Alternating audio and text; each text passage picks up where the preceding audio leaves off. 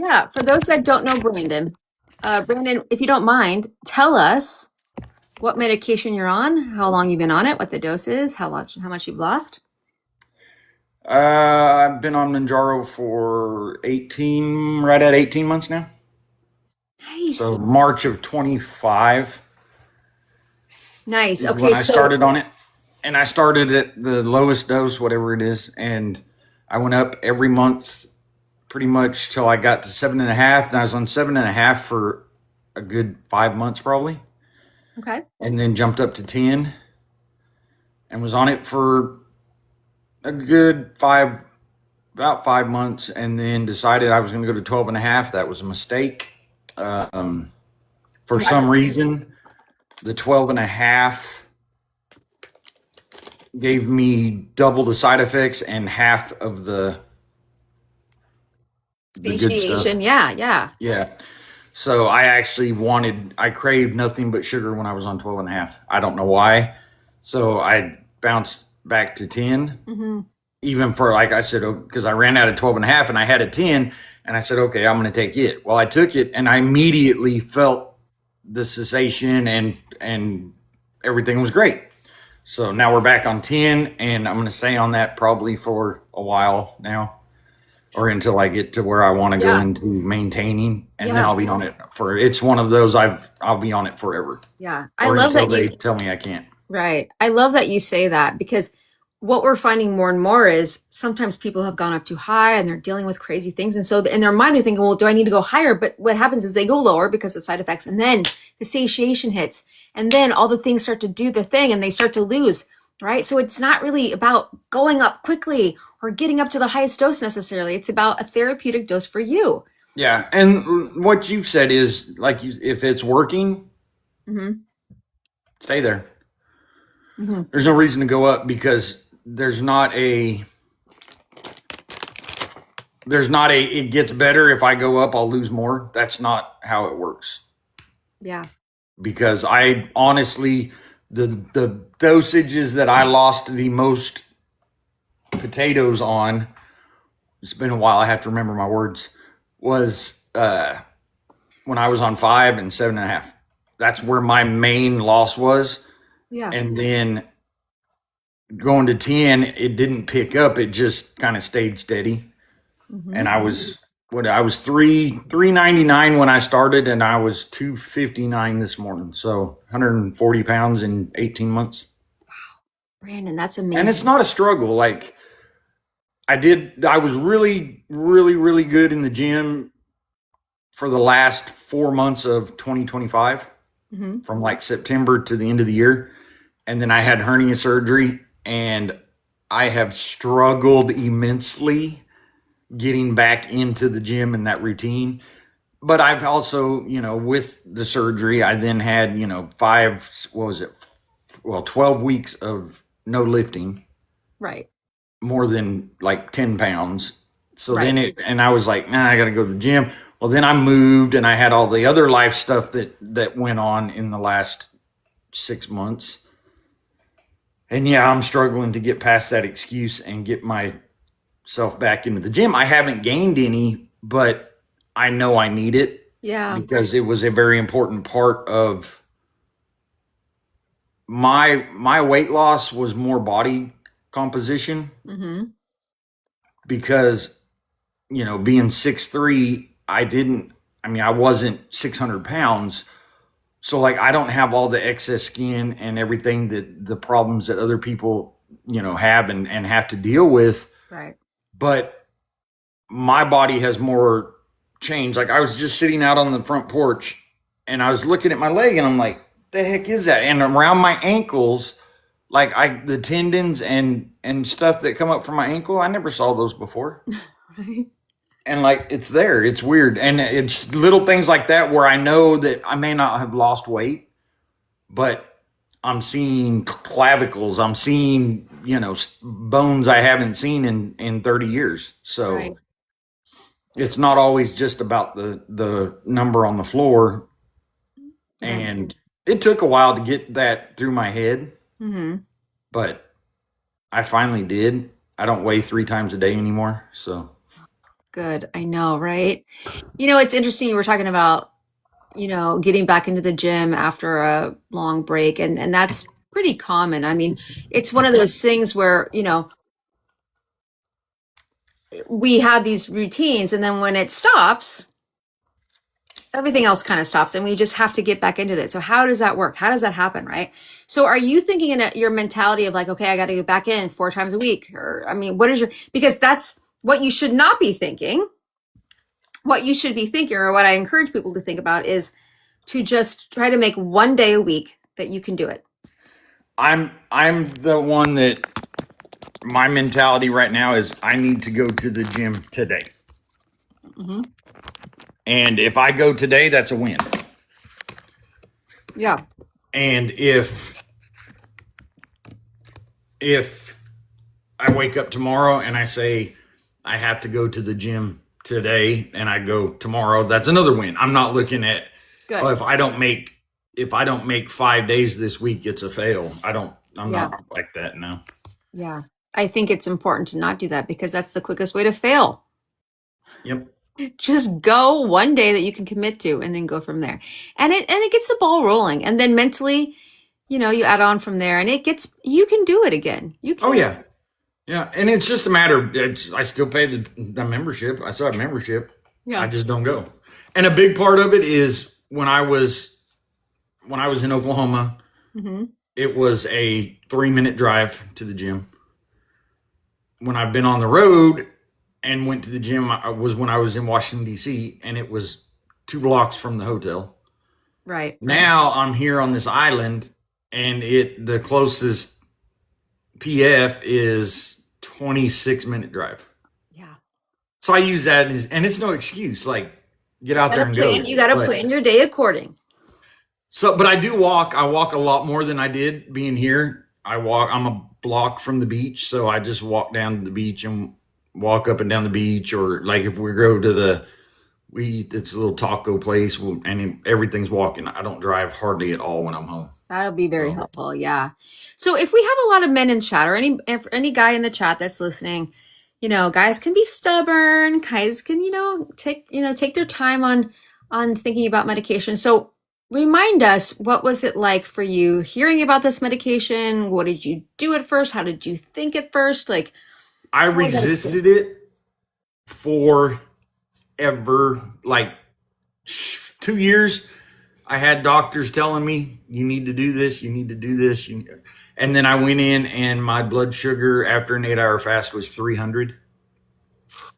And I was 400 pounds and neuropathy had started. And I got to seriously sit down and say, okay, if I don't do something, I'm not going to live to be 50.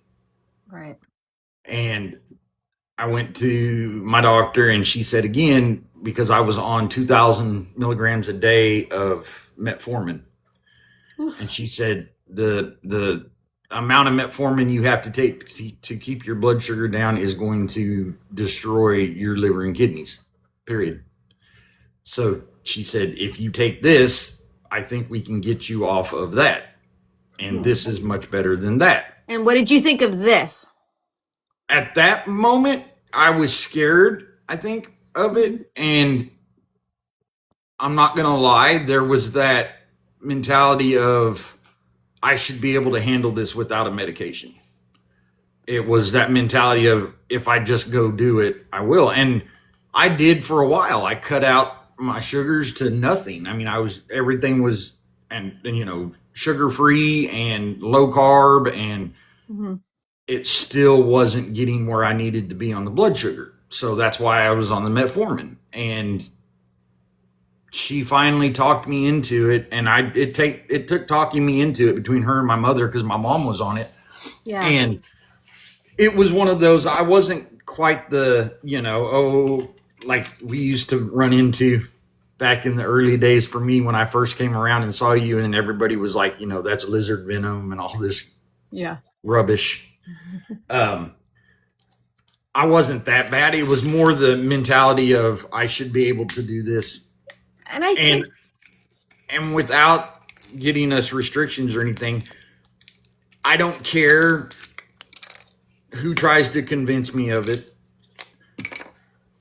any addiction, a person that says I can get over it by myself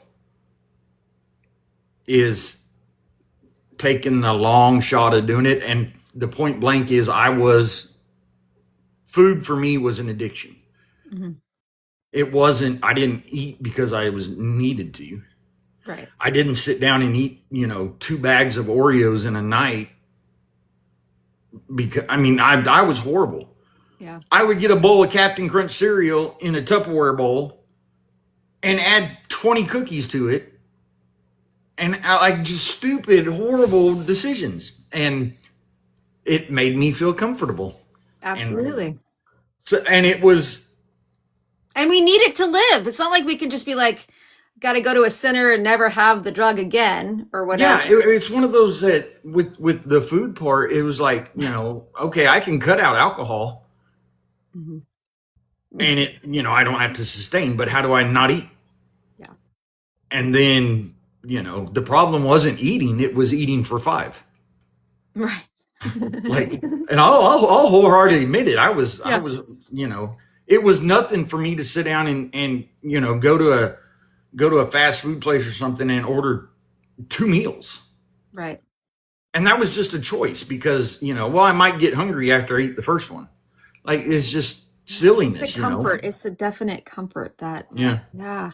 But then And they talked me into it. I got on it. It took about a week.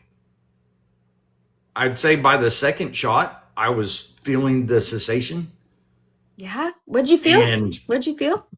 I Like this, just, like I, fullness quicker or well, tingling? yeah, and it was a mentality thing. Like, I got to where I didn't want any of the stuff that I had done, like alcohol, nicotine. Yeah.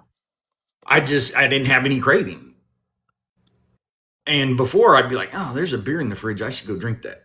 Those Yeah. thoughts weren't there anymore. It was just gone. So what And did you that was the thing think? for me is how, and I know there's been studies, I know they've looked into using Hmm. the GLP for addiction because it does whatever it does to your brain, that you don't have that, oh my God, I got to go have a cigarette because there's one in my pack. Right. I don't have that anymore. And it took, like I said, it took to the second shot. And then from there, I was on for like 6 months. And then I came across a guy on TikTok that was a nutritionist.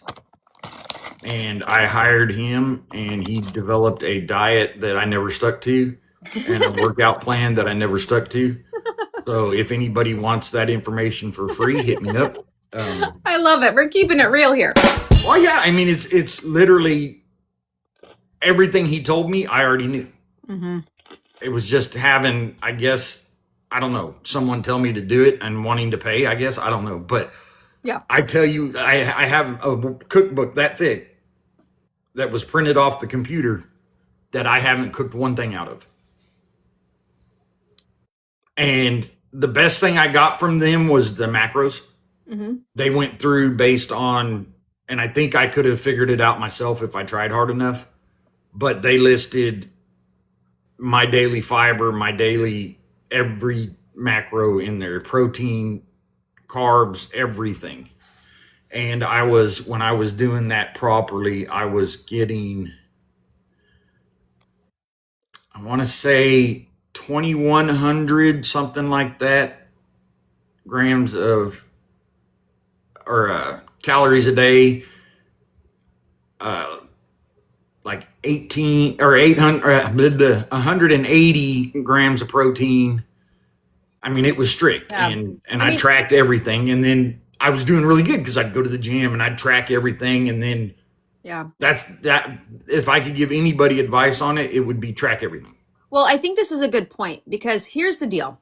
You go to a nutritionist or a dietitian or whatever, and hopefully they work with you. So they say, okay, let's just make sure that you have these recipes. Okay. And maybe that didn't work for you. It didn't work for you. You didn't like it. You did not like that. You knew you were not going to do that. Then, long story short, in a perfect world, they work with you. Okay. Well, why don't we do something that you can sustain and you can enjoy? And for you, that was the macros. And so my point is this, guys, like, when we move forward and we have to be in a healthy deficit, we need to do what's best for us, and we can work with the expert about that. But it's good. I always say to people, if you don't like to track, okay, after a couple weeks, you give it some time, then focus on what you think you can control, which would be maybe your protein and your fiber. And a lot of times, if you hit those macros like you did, the carbohydrates fall into place, the calories fall into place, and it's something that you enjoy and that you can sustain. And I think that's important. I think that's a vital thing to talk about is doing it in a way that you know you can do. That was the number one thing for me was the protein. Mm-hmm. Because like you said, if I got in my 180, whatever it was, grams of protein, I was going to hit everything else. Right. You don't get 180 grams of protein Right. without getting calories and carbs. It's just not, Right. And you don't, yeah, right. Yeah. This drink that I currently have is 35 grams of protein, 200 calories. So by the time you get, and it's, if you do it whole food or, protein, whatever, you're going to get your calories in and there's going to Right. be some carbs. Right. If everybody, or if a person focused on just protein, they're going to get the majority of what they need. Yeah. Except fiber. Take your fiber. Yeah. So what are you looking forward to? Like, what are you thinking in the next 6 months, a year? Like, would you have any little small goals or I just don't live do, in? Yep. I don't do plans Yeah. And that's okay.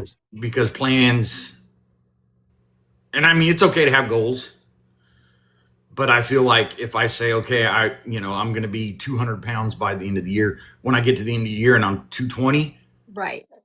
I know me well enough to know that's going to be discouraging. Well, and I say So that all my the time. goal or my plan is to do the best I can Yep. and be happy with it. Because I've already dropped, 140. In reality, if I didn't lose another pound, I probably saved 20 years of my life. Mhm.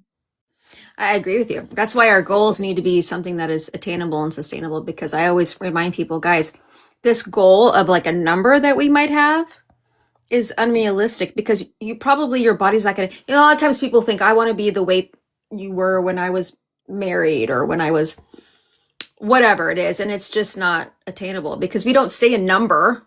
We don't have control of a number. So don't make a goal that's going to disappoint you right off the bat. Yeah. Well, and that was me. I didn't set goals, but I was happy when things happened, if that makes sense. So, Yeah.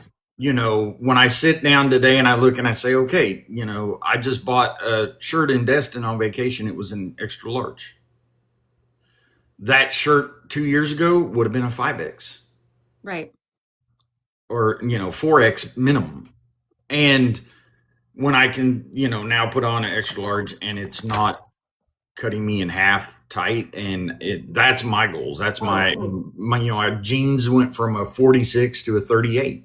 Oh, God, I love that. I love it. We're talking about non-scale victories here, which is Yeah, so cool. And it's to not hear it, pounds. and to hear a guy, right, talk about a non-scale victory is pretty fun. Pretty Hmm. fun, right?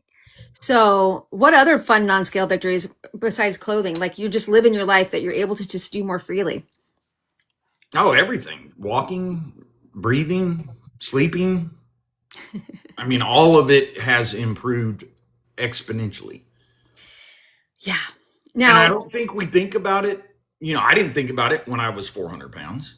mhm, And when things start changing and you can get in a booth at a restaurant without having to move the table, or right? you know the restaurants by which ones have movable tables and which ones don't, because the ones Absolutely. that don't, we stay away from those because we're not gonna be able to sit down Right. comfortably.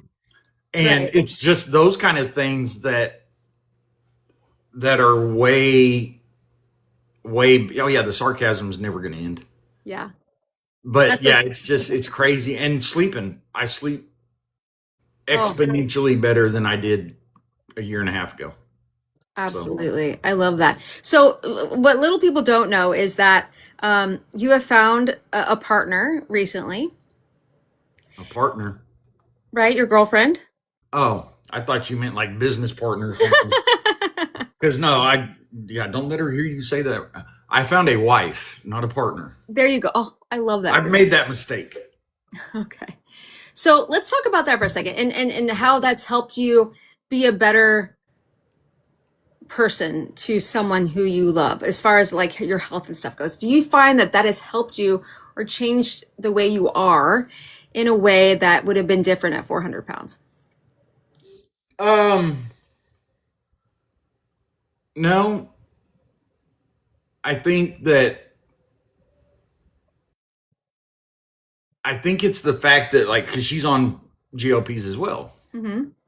and we kind of someone's at my door. We kind of feed off each other as far as like the progress and the we both know that we don't need a lot of groceries because we don't need a lot. Mm-hmm. It's one of those we match up pretty good with the lifestyle of it. Do you feel like you have more confidence, or you know what I mean? Like just a little bit more Oh to yeah, of give? course, of That's what course. I mean. Like But how, I mean, I'll be honest with you. yeah, I was confident at 400 pounds. I love it. I would, yeah, it didn't bother me. I wasn't the guy. Well, no, I wasn't. I wasn't the guy that if I went to the hotel swimming pool or went to Mexico or went on vacation, I ain't wearing it. No, I'm wearing no shirt just like everybody else. Good for you. And you know that's what I tell, and I'll tell everybody here. You wear what makes you comfortable. I don't care if it's the beach, the bar, the nightclub, the whatever church. I don't care what it. You wear what makes you comfortable because in the end, they only put one person in that box. And if you don't love you and you're not comfortable with what you wear, Mm-hmm. then you're doing yourself disjustice. Just wear what you want, and that's how always looked at it. But yeah, of course, there's more confidence now that I can wear things that I couldn't wear before, and Yeah, and feel comfortable. right. So Oh, Brandon, I love it. I yeah, love it. So, as a man's perspective, and and your expertise and a man's perspective of things, if somebody was going to come up to you, another man, let's say, and be like, "I don't know about these medications. I don't know what's going on." What input would you give someone? I'd tell them exactly what I went through with it, Mm-hmm. and tell them I literally can show you hundreds now, if not more, of people that their toes aren't falling off, they're not turning green, they're all this stuff that and I've heard when you're 40 years from now. I'm not worried about 40 years from now. I'm worried about today. And if 40 years from now I'm still alive, I think the last thing on my mind is going to be like, well, remember back when I took the GLPs, that probably did it to me. No, because the amount of damage I was doing to my body at Mm-hmm. 400 pounds is far greater than the damage of any medication. Oh, So, 1000%. thank you, Caitlin. Yeah. But yeah, that's what I would tell them. The good for me, the benefit far outweighed any possible outcome of taking the medication. Mhm. So I love it. So, what are you and your wife, your soon to be, uh, looking forward to together? What is something that you're looking forward to doing with her in the future? I don't know. We just did our first vacation together. Made it through that. We had a good time. We went to Destin for a week and had an Airbnb with another couple friend of ours, and it was a good time. Oh, But yeah. no, I think we're both in that stage of we've went through all the BS and traumas Mm-hmm. or whatever, however you want to word it, the bad relationships, the bad days, the bad times. Some of y'all have been around for those, Mm-hmm. maybe. Um, I think that my past X or two might have been in around. I believe AJ, you might know her, one or two of them. Uh, you probably is she ever around anymore, Julianne? I don't think so. Yeah. I haven't seen her, but anyhow, We both been through all the BS, and now it's just time to live life. And I think that's the best part of it. And we're both so independent because of how we lived life Yeah. that if I'm sitting on the couch and she's like, "I'm going to bed," I don't feel committed to. Okay, well, I got to go to bed too, and she's not that way either. So we both kind of still do our own thing, um, and we really don't ask permission or look for. It's like I'm going to go do this, and but we respect each other enough that it's not. It's not like, oh, I'm going to go to the strip club or whatever. But if I want to go fishing, she don't care. Like, go have a good time. Yeah. And it's that I think that's the biggest part about it is we're both in that stage of living life Good. and enjoying our time, whether it's sitting on the couch playing Fortnite or going fishing or whatever it is that we're doing together or not. Yeah. We're just trying to enjoy what years we have left. I love So, that. I love it. I'm so happy for you, Brandon. Like you said, I've seen the ups and downs and in betweens, and I love this Brandon. and there's been a bunch. So, Mm-hmm. Well, thank you for sharing, and thank well, you for thank coming you. up here. I know I, forced